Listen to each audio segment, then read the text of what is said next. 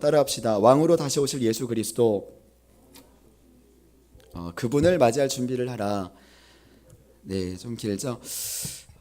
좀 다른 각도에서 여러분들과 말씀을 좀 나누려고 합니다. 우리가 이 새벽에도 눈을 뜨고 이 자리에 나온 것은 하나님 말씀이 살아있다는 것을 믿기 때문입니다. 그래서 눈에 보이지 않지만 이 말씀이 움직이고 있다는 것을 믿기 때문입니다. 그래서 그 말씀이 살아 움직이고 있기 때문에 우리는 이 말씀을 우리 삶에 적용하려고 하고, 또 이 말씀이 살아있기 때문에 예수님을 닮아가려고 하고, 또 이 말씀을 통해서 하나님의 인도함을 받으려고 하고, 또 이 말씀을 통해서 하나님의 뜻을 알고 싶어 하고, 또 이 말씀을 통해서만 내 영혼이 변화된다는 것을 믿기 때문에 이 자리에 나오신 줄 믿습니다. 그래서 여기는 제가 말씀을 선포하면서도요, 늘 긴장하고 빠지지 않고 이게 선포하려고 하는 메시지 중에 하나는 이 하늘을 선포하는 것입니다. 참 치열한 이 땅을 사는 우리 성도님들에게 그 마음을 다 헤아려 드리지 못하고 뭐 뜬구름 잡는 것 같이 이 하늘만 선포하는 그것도 좀 조심스럽지만, 왜 자꾸 하늘을 선포해야 되느냐? 왜냐하면 우리가 이 땅을 딛고 살고 있기 때문에 우리의 눈에 보이는 것들은 자꾸 육신의 정욕, 안목의 정욕, 이생의 자랑, 이런 것들만 쫓아 살게 되어 있고, 또 보이는 세계관 안에서만 이 부비적되면서 우리 몸이 자꾸만 살려고 하기 때문입니다.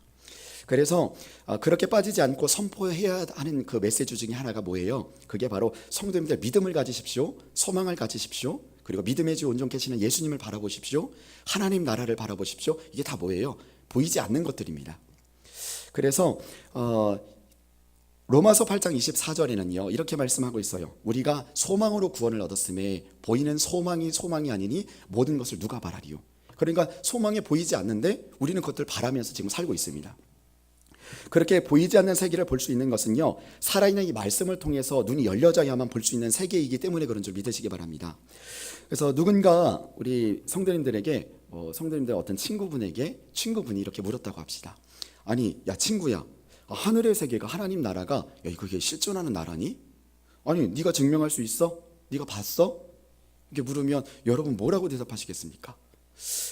글쎄 있다고 하니까 그냥 좋은 말 할 때 믿어, 이렇게 말씀하시겠습니까? 아니면은 그럼 그 친구가 그 나라가 그러면 있다고 하면 구체적으로 어떻게 생겼는데, 이렇게 물었다고 합시다. 자 그러면요, 이 사람은 내가 어떻게 알아? 죽어봐야 알지. 이렇게 대답하시겠습니까? 여러분 어떻게 대답하시겠어요? 성도님, 정말 가봐야만 할까요? 정말 그 나라가 어떻게 생겼는지 우리 모를까요? 이 땅에서는 모르는 걸까요?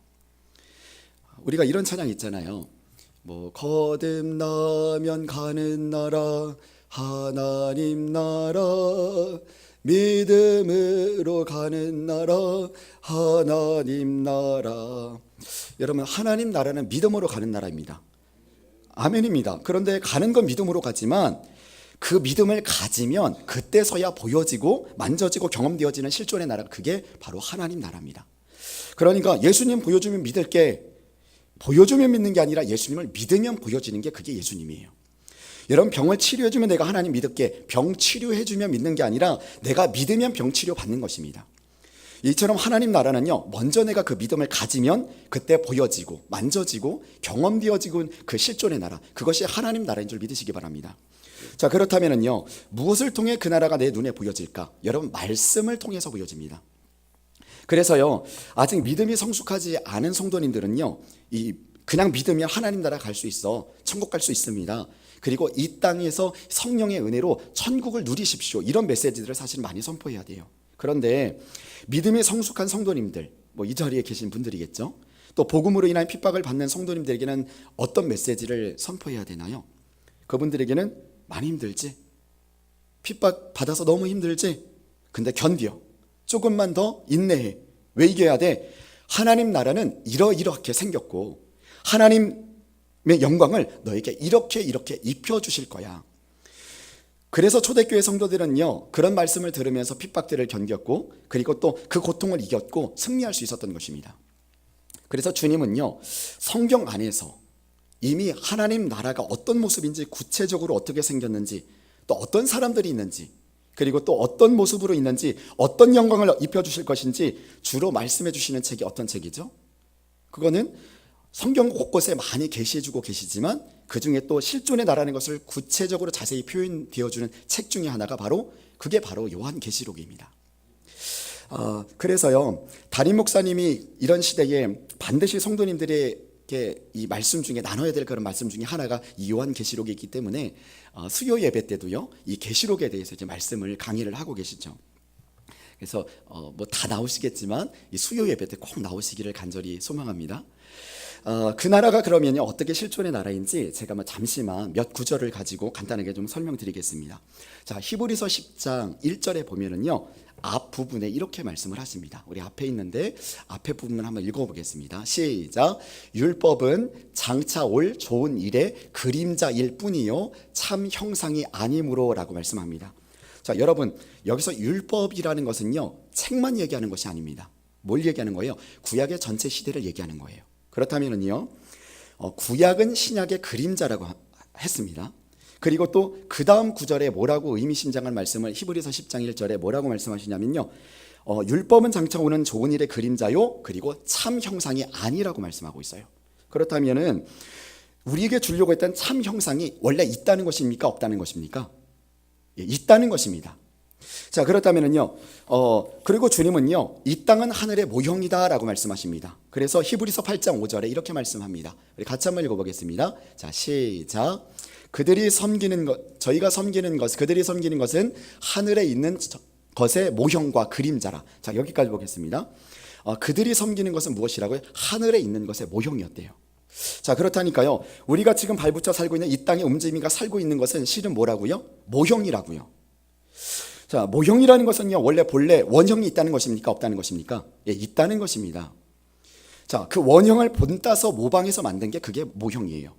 그러면 이 땅의 것은 원래 뭘 보고 본따서 만든 것이다. 그래서 사람도 사실은 모형입니다. 누굴 본따서 만든 거예요?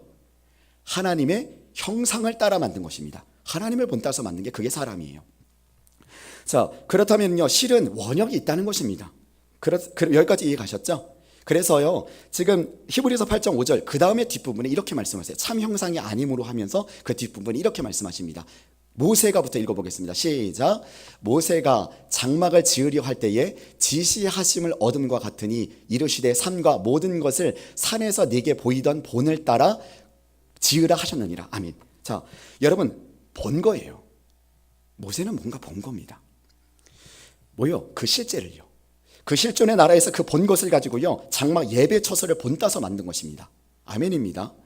이렇게 해서 하나님은요 하나님의 이 나라 실존이 우리 역시 눈에 띄기를 원하시고 그리고 또 알려주기를 원하시고 더 보여주기를 원하십니다. 안 보여주기 원하시고 또 감추기를 원하시는 것이 아니라 오히려 주님은요 더 보여주기 원하시는 것이 그게 주님의 마음이에요. 그래서요 이 계시록의 내용들은요 실은 뭐 새로운 내용들을 무슨 계시하는 게 아니에요. 이렇게 살펴보면요 구약에 이미 예언되어져 있고 계시되어 있는 내용들을요 좀 더 잘 알아들을 수 있도록 말씀해 준 게 그게 계시록입니다. 이사야의 말씀에도 보면요 제가 전에도 한번 이사야 말씀을 토요일날 말씀을 드리면서 하나님이 이미 많은 예언자들을 통해서요 계시록에 있는 새 하늘과 새 땅을 구약의 그 이사야서를 통해서 이미 말씀을 하셨습니다. 여러분 그 나라는 어린 양이 손 놓고 장난쳐도 물지 않는 그 나라라고 주님 말씀하셨고요. 그리고 또 계시록에는요 14만 4천 명이 우리 뭐 대단한 거라고 생각을 하고 잘 쉬쉬하는데요 이미 구원받을 성도들의 부를 새 노래에 관련된 내용들이 구약에 계시되어져 있습니다. 정말 조금만 더 해볼게요. 여러분 영의 세계는 어떻게 되어져 있는지 우리는 계시록만 나온 줄을 아는데 그게 아니라 이미 많은 구약의 에스겔서 28장 15절에서도요 하나만 찾아볼까요? 에스겔서 혹시 있나요? 에스겔서 28장 15절에 같이 한번 읽어보겠습니다. 시작. 네가 지음을 받던 날로부터 네 모든 일에 완전하더니 마침내 네게서 불의가 드러났도다. 이거는 지금 무엇을 계시하고 있는 거냐면 그 영의 세계를 지금 에스겔이 보고 계시한 것입니다. 그 불의의 세계, 사탄의 세력들을 지금 이야기를 하고 있는 건데요. 그러니까 계시록에도 영의 세계가 어떻게 타락되어졌는지 그리고 또 어떤 존재들이 그곳에 머물고 있고 이 땅에 머물고 있는지 계속적으로 성경을 통해서 주님은요 말씀해 주고 계신 것입니다. 그러니까 새로운 게 아니에요.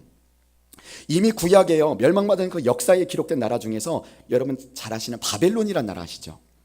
또 아수르라는 나라가 나오는데 계시록도요 곧 사탄이 마지막 시대에 심판받을 이 사탄의 세력 이 비유를 이 바벨론이라는 나라를 통해서 비유합니다. 그러니까요 그 계시록 18장 2절 우리 같이 한번 읽어봅시다. 자, 시작. 힘찬 음성으로 외쳐 이르되 무너졌도다 무너졌도다 큰 성 바벨론이여 귀신의 처소와 각종 더러운 영이 모이는 곳과 각종 더럽고 가증한 새들이 모이는 것이 되었도다. 여러분, 요한이요 바벨론이란 역사 이야기하려고 지금 여기다 이 계시록에다 기록한 게 아니에요. 이거는요 바벨론이란 나라는 역사 속에 이미 묻혀졌습니다. 그렇다면 여기다 왜 기록해놨죠? 이 비유입니다. 실제 영의 세계 사탄의 세력을 의미하는 나라이며 마지막 주님 재림이 오실 때 무너질 사탄을 비유한 것입니다. 자, 그렇다면요 무너진 나라를 바벨론을 들먹거리면서 왜 계시록에 기록을 해놓았을까? 그것은요 이건 보여지는 이 땅의 나라들 또 이 땅의 모형들을 통해서 하나님은 물론 구원의 섭리도 이끌어 가시는 것이 맞죠. 지금 하나님께서 이끌어 가시잖아요. 그런데 이 땅의 나라들과 그 모형들을 통하여서요 하나님은 무엇을 보여주기 원하시냐면 실존하는 그 나라가 있다. 그리고 하늘의 세계의 영적인 눈을 열어주기를 원하신다는 것입니다. 그래서 성경은요 늘 짝이 있습니다.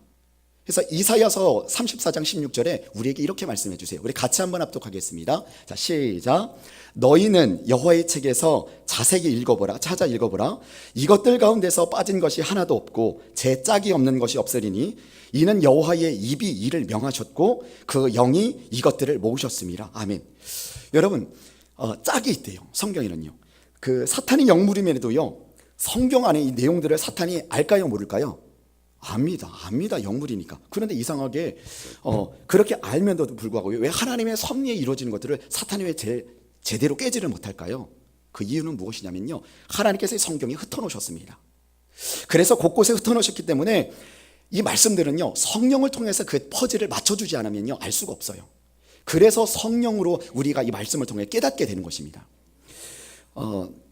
그래서 이 말씀에 곳곳에 숨겨진 이 하나님의 경륜과 섭리를 성령을 통해서 짝을 이루면서 깨닫게 될 때에 지금 이 시대가 어떤 시대인지 그리고 또 이 구약과 신약을 넘나들면서 시대가 시대인 만큼 우리가 짝을 맞추면서 이 짝 가운데 하나님의 큰 그림, 그 구원 사역들을 우리가 보기를 시작하는 것입니다. 그래서 이 말씀은요 주일날 겨우겨우 나오는 성도님들에게는 사실은 말씀드리기가 어려워요. 왜요? 그분들에게는요 성숙한 성도님들에게 드릴 수 있는 말씀들입니다. 그러니까요 왜 그럴까요? 그분들은요 그것을 먹을 만한 그런 믿음의 성숙이 되고 있지 않기 때문에 그렇습니다. 그래서 주의 종인 저도 참 조심스러운 게 있습니다. 뭐냐면요 이 무슨 영적인 말씀을 깨달았다고 그래서요 나는 깨달았어 그래서 막 쏟아내는 것 이거 굉장히 조심해야 됩니다. 이런 우를 참 많이 범해요. 그런데 주님께서는 늘 뭐라고 말씀하시냐면 때를 따라 양식을 나눠줄 자가 누구뇨? 라고 말씀하세요. 그래서 마태복음 24장 45절에 충성되고 지혜 있는 종이 되어 주인에게 그 집의 사람들을 맡아 때를 따라 양식을 나눠줄 사람이 누구뇨? 그러니까 하나님은요 때에 따른 말씀이 있습니다. 아무 때나 주님께서 그런 말씀들을 해주시는 것이 아니라 애기한테는 죽을 먹이고 또 어른한테는 이 밥을 먹이는 것처럼 믿음의 수준에 따라서 그 먹을 양식들이 다 다른다는 것을 여러분 믿으시길 바랍니다. 그래서 여러분들만큼은 이 말씀을 먹을 수 있는 성숙한 분들에게 이 새벽에도 나오신 줄 믿습니다. 오늘은요 이 본문의 말씀을 통해서 이 역대하 말씀을 통하여서요 저는 이 계시록에 기록된 이 왕권을 가지고 오신 그 예수님 그리고 또 그 주님을 발견하게 되는데요. 저는 오늘 이 본문 안에서 이 마지막 시대에 주님께서 어떤 모습으로 오시는지 구체적으로 이 역대하에서 말씀해주고 계십니다. 그리고 이 역대하의 말씀을 묵상하면서 그 계시록의 말씀이 이제 하나님께서 또 떠오르게 해주셨어요. 여러분 아까 전에 제가 이야기했듯이 구약은 신약의 그림자라고 했습니다. 그리고 또 이 땅은 하늘의 모형이라고 말씀드렸습니다. 그래서 우리는요 이 땅에 되어지는 모든 환경들 그리고 생활들 또 시대들을 그냥 지나치서는 안 돼요. 어떻게 해야 돼요? 유심히 관찰을 해야 됩니다. 이 시대가 지금 어떻게 흘러가고 있나 그리고 분별을 해야 됩니다. 그리고 살펴봐야 됩니다. 그러면서 여러분들이 그 목사님이 이제 수요 예배 때 그 계시록에 대한 말씀들을 하고 있는데 일곱째 인을 떼고 있는데 그 일곱째 인이 어느 때까지 왔는지 그게 오지 않은 건 안 왔는지 아니면 일곱째 인이 지금 진행되고 있는 건지 아니면 다 된 건지 여러분들이 그것을 분별하면서 유심히 관찰하고 이 시대를 분별할 줄 알기를 간절히 소망합니다. 그래서요 이 땅에서 여러분들이 하는 이 모든 예배들과 지금 이 행위들이요 아무런 의미 없이 되어지는 것이 없다는 것을 먼저 여러분들이 인지하면서 살아가야 되는 것이에요. 사랑하는 성도님들 오늘 이 시간 여러분들이요 이런 영적인 눈이 띄어서요 깨어있는 성도가 되기를 간절히 소망합니다. 자 그렇다면요 오늘 성경 본문에 보니까 유다 나라가 나옵니다. 자, 유다 나라가 나옵니다.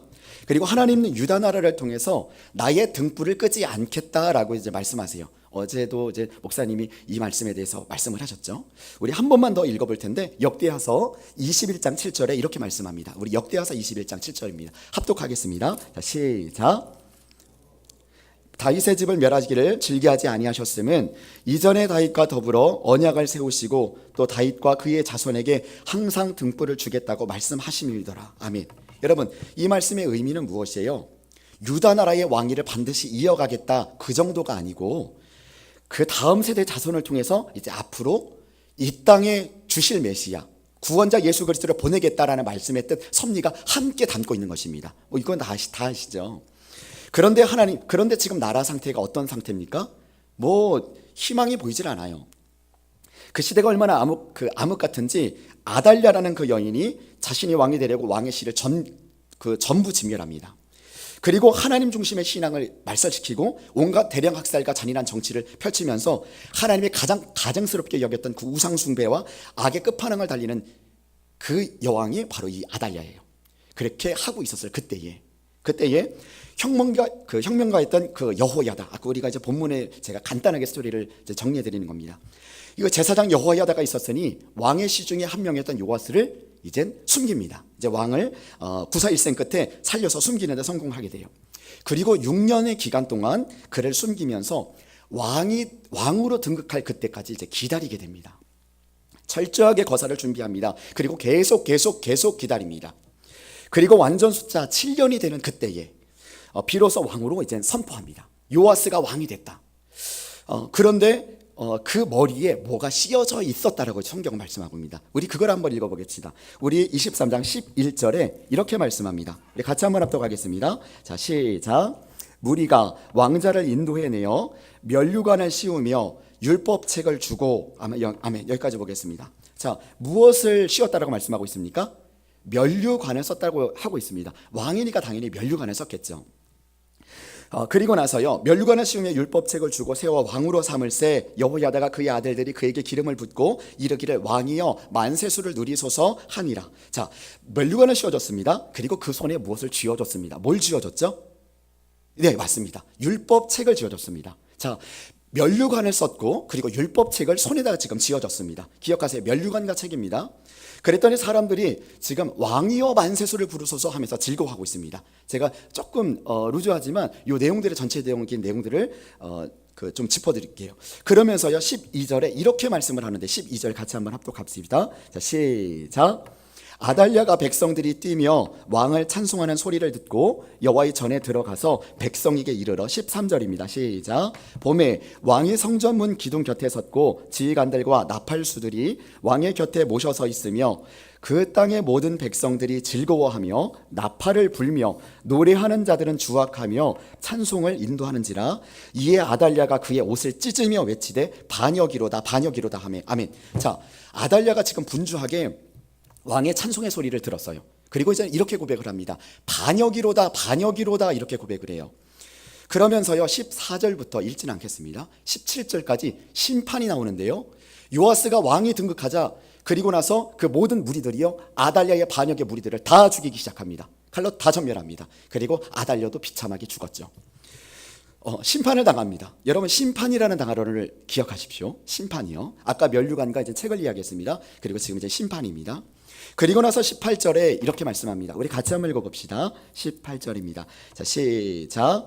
여호야다가 여호와의 전에 직원들을 세워 레위 제사장의 수하에 맡기니 이들은 다윗이 전에 그들의 반열을 나누어서 여호와의 전에서 모세의 율법에 기록한 대로 여호와께 번제를 드리며 다윗이 정한 규례대로 즐거이 부르고 노래하게 하였던 자들이더라. 아멘. 자, 규례대로 즐거이 부르고 노래했던 자들이라고 말씀을 하고 있어요. 그런데 한 가지 여러분들에게 짚고 넘어갈 것이 있는데요, 이들은 어디에서 노래 부르던 자들이라고 말씀하고 있습니까? 성전 밖이에요? 성전 안이에요? 여러분, 성전 안에서 부르는 자들입니다. 자, 성전에서 지금 노래를 계속 부르고 있습니다. 그리고 그들은 뭔가 그 노래를 배웠어요. 노래를 배웠기 때문에 그 노래를 규례대로, 모세의 율법의 규례대로 부를 수 있었던 것입니다. 노래라는 단어를 기억하십시오. 자, 그리고 19절입니다. 우리 같이 한번 읽어봅시다. 19절입니다. 시작. 또 문지기를 여호와의 전 여러 문에 두어 무슨 일이든지 부정한 모든 자는 들어오지 못하게 하고. 아멘. 자, 그 여호와의 전에 들어가는 자는 어떤 자만 들어갈 수 있다라고 말씀하고 있어요? 부정한 자는 못 들어간다라고 말씀하고 있습니다. 자, 그렇다면요, 결코 들어갈 수 없는, 다시 말해 성전 안에 노래하는 자들도 마찬가지고요, 흠이 있고 부정한 자들은 그 성전 안에 들어갈 수 없는 자들이었습니다. 그런데요, 들어갈 수 없는 자들 이외에 들어갈 수 없고 성전 밖에 있었던 사람들도요, 그곳에 무리로 있었습니다. 그 사람들은 20절에 그 백성들이었습니다. 자, 보십시오. 성전 안에 들어간 사람들은 노래하는 사람들만 들어갔습니다. 그리고 거기에 뭐 문지기들이 지켜서 부정한 사람들은 못 들어가게 막았습니다. 그런데 모두 다 어떤 사람들이었어요? 왕의 백성들이었습니다. 자, 그리고 나서 20절입니다. 20절 같이 한번 읽어보겠습니다. 시작. 백부장들과 존귀한 자들과 백성의 방백들과 그 땅의 모든 백성을 거느리고 왕을 인도하여 여호와의 전에서 내려와 윗문으로부터 왕궁에 이르러 왕을 나라의 보좌에 앉히매. 보좌에 앉혔습니다. 그리고 21절 마지막입니다. 같이 읽겠습니다. 시작. 그 땅의 모든 백성이 즐거워하고 성중에 평안하더라. 아달랴를 무리가 칼로 죽였더라. 아멘. 이것이 오늘 지금 성경 전체의 스토리입니다. 자, 그렇다면요, 여러분들이 이 땅에서 이루어지는 모든 것들이요, 하늘의 실제를 볼 수 있는 눈이 열려지기를 간절히 소망합니다. 자, 지금부터요, 여러분들과 계시록을 좀 열어가면서 같이 한번 말씀을 나눌 텐데요. 지금 이 왕권을 가지고 있었던 그 요시야 왕처럼요, 이 내용이요, 앞으로 하늘에서 재현될, 또 주님께서 왕권을 가지고 오실 걸 주님을 말씀해주고 계시는데요. 우리 한번 요한계시록을 한번 넘겨서 찾아봅시다. 요한계시록입니다. 자, 요한계시록입니다. 요한계시록 5장 1절을 한번 봅시다. 요한계시록 5장 1절입니다. 자, 다 찾으신 줄 알고 우리 같이 합독하겠습니다. 5장 1절이면 시작.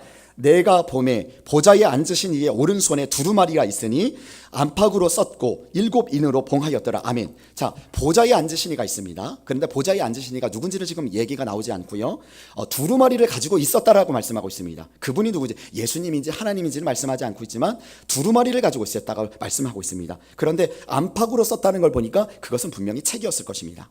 자, 두루마리 책이었을 것입니다. 그리고요, 여러분들이 5장을 나중에 읽어보시고요, 시간이 없으니까요, 5장 7절 같이 한번 읽어봅시다. 자, 시작. 그 어린 양이 나와서 보좌에 앉으신 이의 오른손에 두루마리를 취하시니라. 8절까지 읽어보겠습니다. 시작. 그 두루마리를 취하심에, 여기까지 보겠습니다. 여러분, 보좌에 앉으신 이의 오른손에서 책을 취하셨대요. 근데 그 책을 취하신 분이 누구라고 7절에 말씀하고 있죠? 그 어린 양이 나왔다라고 말씀하고 있습니다. 그 어린 양은 누굽니까? 예수님입니다. 다시 말해, 그럼 보좌에 앉으신 이는 지금 누굴 말씀하고 있는 거죠? 하나님입니다. 하나님께서 보좌에 앉고 계시고요, 그 오른편에서요, 우편에서 그 책을 취하신 분은 예수님입니다. 스데반이요, 순교하기 그 직전에 뭐라고 고백합니까? 인자가 하나님의 우편에 선 것을 보도다 말씀하셨는데 그대로 말씀하고 있습니다. 그러니까 어린 양이 나와서 그 오른편에서 주님의 그 책을, 하나님의 책을 지금 이제 취했어요 라고 말씀을 하십니다. 자, 그렇다면은요, 그 두루마기가 무슨 책인지 5장부터 이제 쭉 그 6장 7장 이렇게 말씀을 하고 있는데, 그것은 무엇이냐면 앞으로 7인을 떼고 주님께서 그 심판할 심판의 책입니다. 그 요한계시록에 보면요, 그 나중에 한번 적어보고 찾아보십시오. 그 요한계시록 20장 12절에 보면 여러 책들이 나옵니다. 여러 책들 중에서 뭐 생명의 책도 있고 많은 책들이 나오는데, 이 책에 관련된 내용들만 하더라도 이제 오랜 시간이 걸릴 텐데, 그런데 중요한 것은요, 그 두루마리째는 심판의 책이라는 것입니다. 자, 그렇다면은요, 신이신 하나님께서 이 땅에 육신을 입고 예수 그리스도로 오신 이유가 무엇이죠? 여러분, 첫 번째, 주님께서 이 땅에 육신을 입고 이 땅에 오신 이유가 뭐죠? 요한복음 3장 17절에 뭐라고 말씀하고 있습니까? 같이 한번 읽어보겠습니다. 하나님이 그 아들을 세상에 보내신 것은 세상을 심판하려 하심이 아니요 무엇이라고요? 그로 말미암아 세상이 구원받게 하려 하십니다. 첫 번째, 주님이 오신 것은 구원받게 하기 위해서이구나. 그럼 두 번째, 주님께서 왜 오셨을까요? 요한일서 3장 8절에 이렇게 말씀하시네요. 요한일서 같이 읽겠습니다. 시작. 죄를 짓는 자는 마귀에게 속하나니 마귀는 처음부터 범죄함이니라. 하나님의 아들이 나타나신 것은 마귀의 일을 멸하려 하십니다. 주님께서 오신 이유가 무엇이라고요? 마귀의 세력을 심판하기 위해서 오신 것입니다. 그러니까요, 주님께서 이 두 가지, 그래서요, 그때 필요한 책이 무엇이라고? 바로 두루마리 책입니다. 그러니까 구약의 이 율법책, 아까 전에 그 요시야 왕이 가지고 있었던 그 율법책과 면류관을 썼다고 했는데, 그 율법책은 이 땅에서 모형이라고 말씀해 드렸습니다. 그 율법책이라고 했는데 그것이 무엇이라고요? 심판의 기준을 말하는 것입니다. 그래서요, 주님께서는요, 말씀 안에서 심판하실 것입니다.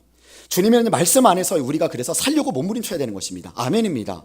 여러분들이 주님의 말씀을요, 생명보다도 귀하게 여겨야 됩니다. 아멘입니다. 그래서 이 두루마기를 취하심에 계시록의 9절에 5장 9절에 뭐라고 말씀하시냐면요, 우리 같이 한번 읽어봅시다. 5장 9절입니다. 자, 시작. 계시록 5장 9절 시작. 그들이 새 노래를 불러 이르되 두루마리를 가지시고 그 인봉을 떼기에 합당하시도다. 일찍이 죽임을 당하사 각 족속과 방언과 백성과 나라 가운데서 사람들을 피로 사서 하나님께 드리시고, 쭉 있는데 그들이 무엇을 불러요? 새 노래를 부릅니다. 그러면서요, 그 책을 가지신 그분을 위해서 새 노래를 부르는데요, 그들이 그 노래를 어디서 불렀을까요? 여러분, 그 노래는요, 성전 안에서, 지금 이 모든 것들은 성전 안에서 이루어지는 일들입니다. 그래서요, 이 새 노래에 관련된 내용들이 계시록 5장, 그리고 계시록 7장, 그리고 계시록 14장에 계속적으로 그 새 노래에 대한 관련된 내용들이 지금 나오기 시작해요. 그러니까 성전 안에서 불려졌던 노래가 바로 이 새 노래입니다. 그런데 이 새 노래를 부르고 있는데요, 지금 울려 퍼지고 있습니다. 그런데 그 보좌에 앉으시니가 계시록 14장 14절에 보면 그분이 무엇을 썼다라고 말씀을 하고 있습니까? 계시록 14장 14절에 자, 앞에 있습니다. 금 면류관이 있고, 그분은 무엇을 썼다고요? 금 면류관을 썼습니다. 그러니까 요시야 왕이 썼던 그 모든 정말 이스라엘의 그런 역사들이요, 그냥 이 땅에 그냥 어설프게, 우리는 뭐 대통령을 세울 때, 왕을 세울 때 뭐 책을 갖지 않잖아요. 그런데 왜 굳이 율법책을 그에게 손으로 쥐어뒀을까? 그리고 왜 굳이 면류관을 씌웠을까? 의미 없는 게 없다는 것입니다. 저는 이 구절들을 좀 찾으면서요, 그래서요, 주님께서 이 왕권을 가지고 오실 때요, 반드시 책을 가지고 오실 것입니다. 그리고 면류관을 쓰고 오실 것입니다. 그래서요, 이단들이 하는 말이 뭐냐면, 그 면류관을 쓰고, 저는 이제 그런 사진들을 참 많이 봤는데, 옛날에 그 이단들 이렇게 보면 백마를 타고 오는 이유가, 이제 그 계시록에 있는 백마탄 내용들이 나오잖아요. 그 백마탄 내용이 어디 나오냐, 뒤편에 보면 어린 양의 혼인잔치의 내용 중에서 이제는 백마탄 내용이 나옵니다. 그런데 참 왜 이단인 줄 아세요? 이들이 이게 뭐냐면요, 어린 양의 혼인잔치는 어디서 이루어지는 거예요? 여러분, 공중에서 이루어지는 것입니다. 그러니까 지상에 주님이 재림하는 것은 이제 그 이후에 새하늘과 새 땅, 뭐 천년왕국 그때이고, 그거는 제가 지금 얘기하지 않습니다. 그런데 어린 양의 혼인잔치 공중에서 재림할 때에 백마 탄 그 주님의 모방해놨는데, 근데 그 사람들은 지금 어디 있어요? 땅에서 백마 타고 있는 것입니다. 땅에서 면류관 쓰고 있는 것이에요. 그러면 그들이 사람이에요, 주님이에요? 사람이에요. 피조물입니다. 그들이 메시아가 될 수 없습니다. 그들이 구원자가 될 수 없다는 것입니다. 그래서 그들은 이단이에요. 여러분, 역대하 12절에요. 역대하 23장 12절에 앞으로 좀 넘어와서요, 역대하 23장 12절에 우리 요 말씀 같이 한번 읽어봅시다. 12절입니다. 시작. 아달랴가 백성들이 뛰며 왕을 찬송하는 소리를 듣고 여호와의 전에 들어가서 백성에게 이르러 하면서요, 이르렀더니 그 백성들이 13절에 어떻게 하고 있냐면 나팔수들을 모셔서고요, 나팔을 불며 노래하는 자들이 찬송을 하고 있습니다. 왕을 모셔서고 지금 찬송하고 있어요. 그런데 그때에 노래가 어떤 노래라고 지금 주님께서 말씀하고 있습니까? 자, 18절입니다. 그들이 불렀던 노래를, 땅에서 불렀던 노래를 주님께서 말씀하시는데 18절 같이 읽겠습니다.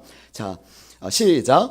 여호야다가 여호와의 전에 직원들을 세워 레위 제사장의 수하에 맡기니 이들은 다윗이 전에 그들의 반열을 나누어서 여호와의 전에서 모세의 율법에 기록한 대로 여호와께 번제를 드리며 다윗이 정한 규례대로 즐거이 부르고 노래하게 하였던 자들이라. 모세가 기록했던 노래가 있다는 것입니다. 그러면요, 여러분, 모세가 그냥 기록했을까요? 하나님께서 주신 영감이 있었을 것입니다. 그러니까 그들은요, 노래를 배운 거예요. 모세의 노래를 익힌 것입니다. 그래서 그 모세의 노래를 부를 줄 알았어요. 그래서 그들은요, 모세의 노래를 부를 줄 알고 그들이 부르는 바로 노래가 모세의 노래입니다. 그런데 우리는 어떤 노래를 부르게 될까요? 주님께서 왕권을 가지고 이 땅에 오실 때 우리는 어떤 노래를 부르게 될까요? 그 말씀이 바로 계시록 15장 3절에 이렇게 말씀합니다. 자, 요한계시록 15장 3절 한번 넘겨봅시다. 15장 3절입니다. 자, 15장 3절. 그들의 부르는 노래, 유대인들, 하나님의 택한 백성과 우리의 부르는 노래가 어떤 노래인지 15장 3절 같이 한번 읽어보겠습니다. 시작. 하나님의 종 모세의 노래, 어린 양의 노래를 불러 이르되 아멘. 자, 노래는 동일하게 부릅니다. 다 구원받은 백성입니다. 뭐 유대인들은 다르고 우리는 다르고 그게 아닙니다. 그런데 그들은 무슨 노래를 부른다고요? 여기 보니까 모세의 노래. 그리고 우리는 어떤 노래를 부른다고? 우리는 모세의 노래를 몰라요. 어떤 노래를 부른다고요? 어린 양의 노래, 예수 그리스도의 어린 양의 노래. 자, 그렇다면은요, 그들이 규례대로 불렀던 그 노래는요, 특별한 노래가 아니라 우리가 왕권을 가지고 오실 그 예수 그리스도와 함께 부를 구원받은 성도들이 불러야 될 그 노래가 바로 새 노래인 줄 믿으시길 바랍니다. 제가 지금 뭐 잘못 전하고 있는 거 아니죠? 네. 주님께서 그렇게 말씀을 해주고 계십니다. 자, 그래서요, 그렇다면은요, 그 역대하 장면이 그렇다면 이제 실존의 나라를 지금 재현하고 있는데요. 문제는 지금 여기서부터입니다. 자, 왕권을 가지고 이제 예수님께서 다시 말해 공중에로 이제 어린 양의 혼인 잔치는 반드시 공중에서 이루어지는 것입니다. 공중에서 들림받은 성도들에게 이루어지는 것입니다. 그것을 어떻게 하냐면 요한이 공중에서 있던 일을 이해하게 하고 그리고 슉 내려와서 이 땅의 심판에 받던 내용들을 이제 설명을 해주기 때문에 그래요. 자, 그렇다면은요, 그 공중에 들려받지 않은 그 성도들, 이 땅에 남아있던 자들은 어떻게 되는가? 그것을 이제는 말씀을 해주고 있는데요. 계시록 14장 1절에서 5절까지는 14장 1절에서 5절까지는요. 아까 여러분들이 봤던 1절에서 5절까지는 공중에서 어린 양의 혼인 잔치 가운데 이루어졌던 그런 내용들을 14장 1절에서 5절 나중에 한번 찾아보십시오. 그 내용들을 이제 계속적으로 말씀을 하면서 그 이후에도 또 어린 양의 혼인 잔치들을 또 주님이 말씀을 하시는데요. 그리고 나서 그 공중에 있던 내용들을 보고 나서 요한이 6절에 슉 내려옵니다. 내려와서 6절부터 무엇을 보냐면 놀라운 일을 보는데 바로 심판의 장면을 보기 시작합니다. 그것이요, 바로 오늘 역대하의 말씀에 나오는 아달랴는요, 사탄의 정권입니다. 다시 말해 모조리 다 칼로 죽임을 당하는 것처럼요, 그 계시록에 나눴던 우리가 나중에 매매를 당하고 무슨 여러분 들어보셨죠? 666 그런 사고 파는 일들이 이렇게 쭉 나오는데요. 그걸 제가 이렇게 구체적으로 얘기하고 싶지는 않고요. 그런데 그때의 그 최후의 심판이 계시록 14장 10절에 뭐라고 말씀하고 있습니까? 한번 띄워줄 수 있습니까? 네, 같이 한번 읽어보겠습니다. 아달랴가 받았던 그 심판, 그들은 칼로 받았지만 뭐라고 말씀하고 있냐면 읽어보겠습니다. 시작. 그도 하나님의 진노의 포도주를 마시려니 그 진노의 잔에 섞인 것이 없는 부은 포도주라. 거룩한 천사들 앞과 어린 양 앞에서 불과 유황으로 고난을 받으리니. 여러분, 마지막 때의 심판은 무슨 심판이라고요? 불심판입니다. 노아의 심판은 물심판이었습니다. 근데 우리가 마지막 시대에 달려갈 그 심판은 무엇이라? 불심판입니다. 칼심판도 아닙니다. 불심판입니다. 그래서요, 계시록의 8절에 그 아달랴가 반역이로다 라고 외쳤던 그 장면이요, 계시록 8절에 뭐라고 외칩니까? 무너졌도다 큰 성 바벨론이요. 그러니까 구약의 바벨론이 한 나라가 그냥 무너져가지고 8절입니다. 무너져서 역사에 기록된 그런 나라 정도를 얘기하는 게 아니라 그건 비유예요. 바벨론은 역사 속에 묻혔습니다, 나라는. 그런데 그것은 주님께서 지금 사탄의 정권을 비유하면서 말씀하는 것입니다. 그러니까 그렇게 하나님을 대적했던 나라, 그리고 하나님의 성도를 괴롭혔던 세력, 그들이 마지막에 어떻게 될 것을 주님께서 말씀해 주고 있는 것입니다. 그래서요, 새로운 왕이 등장하고 주님께서 등장하실 때는요, 여러분 반드시 먼저 만세수 주님의 이름을 먼저 높이고요. 아까 역대하 말씀 맞죠? 왕의 만세를 부르자 그때부터 심판이 됐던 것처럼 어린 양의 혼인잔치가 치러지고 그때에 남아있던 이 땅의 자들은요, 심판을 받게 됩니다. 엄청난 심판이겠죠. 그때 그 남아있는 자들 중에서도 또 물론 주님의 그 구원이 있겠죠. 그러나 그 심판은요, 정말 말로 감당할 수 없는 그런 심판이라는 것입니다. 그래서요, 주님께서 하늘에서의 이 땅의 세계에 보여준 그 하늘의 실존들이 여러분들의 보여지기를 간절히 소망합니다. 그런데요, 유독 이상한 내용이 하나가 나오는데 이것만 좀 살펴볼 텐데요. 역대하 23장 19절에요, 이런 말씀이 나옵니다. 역대하, 오늘 본문의 말씀입니다. 자, 역대하 23장 19절입니다. 같이 한번 읽어보겠습니다. 자, 시작. 또 문지기를 여호와의 전 여러 문에 두어 무슨 일에든지 부정한 모든 자는 들어오지 못하게 하고, 그리고 역대하 23장 6절에는요, 거룩한 즉 여호와의 전에 들어오려니와 그 6절입니다. 레위 사람들은 거룩하다라고 말씀하고 있습니다. 다시 말해 성전에 들어온 자는 부정한 자는 절대 못 들어갑니다. 성전에 오로지 들어간 자는 거룩한 자만 들어간다라고 주님 말씀하시는데요. 그 계시록 14장에서는요 이 말씀을 이렇게 말씀합니다. 계시록 14장 3절에서 5절 같이 한번 읽어봅시다. 계시록 14장 3절에서 5절입니다. 우리 같이 한번 합독하겠습니다. 다 찾으셨죠? 네. 자, 시작. 그들이 보좌 앞과 내 생물과 장로들 앞에서 새 노래를 부르니 땅에서 속량함을 받은 14만 4천 밖에는 능히 이 노래를 배울 자가 없더라. 이 사람들은 하면서 어떤 사람들인지 말씀합니다. 여자와 더불어 더럽히지 아니하고 순결한 자라, 어린 양이 어디로 인도하든지 따라가는 자며 사람 가운데서 속량함을 받아 처음 익은 열매로 하나님과 어린 양에게 속한 이들이니 그 입에 거짓말이 없고 흠이 없는 자들이더라. 할렐루야. 여러분, 그들이 어떤 자들이라고요? 부정한 자들이 아니래요. 거짓말을 하지 않는데요. 그리고 그 흠이 없는 자들이라고 주님 말씀하십니다. 그러니까요, 주님을 위해서 정절을 지키는 자들이 바로 참여하는 자들이 바로 그 성전 안에 들어간 새 노래를 부르는 자들이라는 것입니다. 저는요, 여러분들에게 그것은 얘기하고 싶지 않습니다. 뭐 14만 4천 명이 그러면 구원받은 전체의 성도를 이야기하는 것입니까? 아니면은 14만 4천 명의 그 역대하 말씀처럼 그 밖에 있었던 그 백성들, 남아 있었던 백성들처럼 그러면 특별하게 구별된 자들이니까 그거는 제가 말하고 싶지 않아요. 왜? 오해받고 싶지 않아서요. 그런데 우리는요 마지막 시대를 달려가고 있는 것은 확신합니다. 그리고요 주님은요 그렇게 특별한 은혜를 받는 자들이 이 시대를 살아가기를 원하십니다. 아멘입니다. 그렇다면은요 이 시대를 살아가는 데 있어서요 그 어떻게 살아가야 되는지 주님께서는 적용해 주길 원하세요. 지금 이렇게만 듣고 그렇구나 이거가 아니고요. 여러분은 몇 가지 좀 적용하고 말씀을 마무리하려고 하는데요.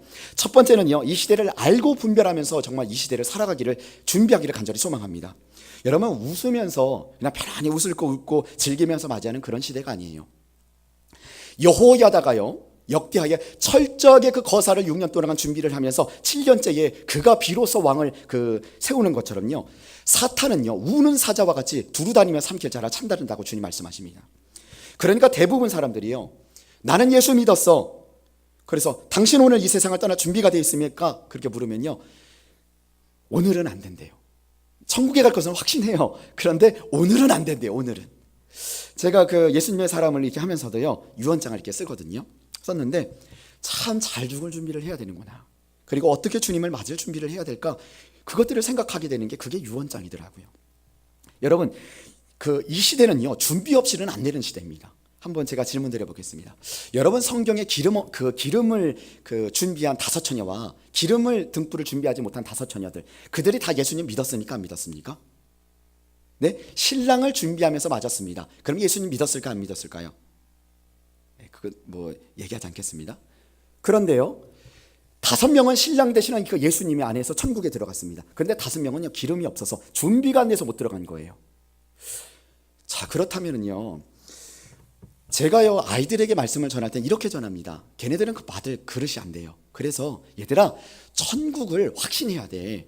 예수님을 주님으로 시인하고 고백하면 네 마음속에 주님이 마음의 영접이라는 것을 마음을 모시는 거야. 주님을 모시면 너는 천국에 확신이 있어야 돼. 넌 천국 갈 것을 확신해.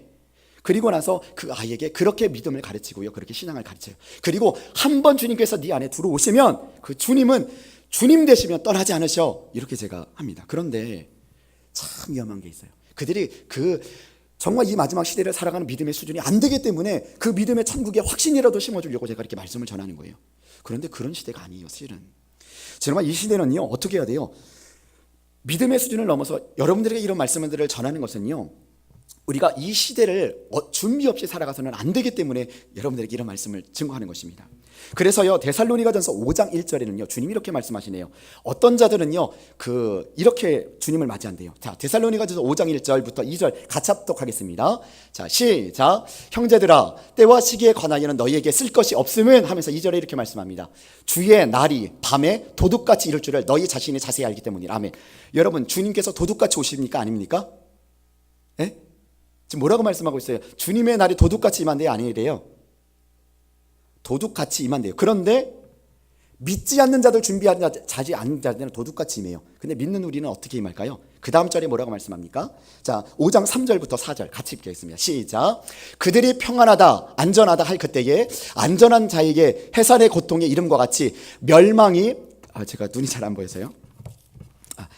여러분 읽어주십시오. 제 눈이 잘. 시작. 저가 이가 편하다 안전하다 할 그때에 잉태된 여자에게 해산 고통이 이름과 같이 멸망이 호련히 저에게 이르리니 결단코 피하지 못하리라. 그러면서 주님 뭐라고 말씀하시냐면요, 믿는 우리에게는 이렇게 말씀하십니다. 4절입니다. 시작. 형제들아 너희는 어둠에 있지 아니하며 그날이 도적같이 너희에게 임하지 못하리니. 할렐루야. 어떤 자들은 준비 없이 없어서요 도적같이 임합니다. 그런데 우리 믿는 자들은, 준비된 자들은 어떻게 임한다고요? 도적같이 임하지 못한다라고 말씀합니다. 그러니까요, 이 시대에 주님이 오시는 거 모른다고요? 아닙니다. 주님께서 언제 오실지 우리는 그때를 분간하면서 살아갈 수 있는 것이, 그것이 우리 믿음의 사람입니다. 그래서 여러분들은요 깨워서 기도하기를 간절히 소망합니다. 주님 오실 때까지 이 시대를 우리가 잘 준비해야 돼요. 자, 두 번째는요, 우리가 언약을 기억하면서 여러분들 살기를 간절히 소망합니다. 자, 우리 23장 4절인데요. 역대하 23장 3절입니다. 우리 같이 합독하겠습니다. 시작. 온 회중이 하나님의 전에서 왕과 언약을 세우매. 아멘. 자, 그리고 나서요 언약을 세우시고요. 그리고 1절도 보겠습니다. 1절이요. 자, 시작. 제7년에 여호야다가 용기를 내어 백부장 곧 여호람의 아들 아사랴와 여호하나의 아들 이사마엘과 오베세의 아들 아자랴와 아다야의 아들 마아세야와 시그리의 아들 엘리사밧 등과 더불어 언약을 세우매. 자, 계속 여호야다는 언약을 세웠다. 그리고 3절에서도 또 다른 회중들과 함께 언약을 세웠다 말씀하시고요. 16절에 이렇게 말씀합니다. 자, 23장 16절 시작. 여호야다가 자기와 모든 백성과 왕 사이에 언약을 세워. 아멘. 자, 이 언약이라는 것은 무엇이에요? 약속을 세웠다는 것입니다. 너 이렇게 배신하면 안 돼. 너 왕으로 이렇게 요아스 왕을 세울 텐데 너 이 약속 지켜야 돼. 무엇이에요?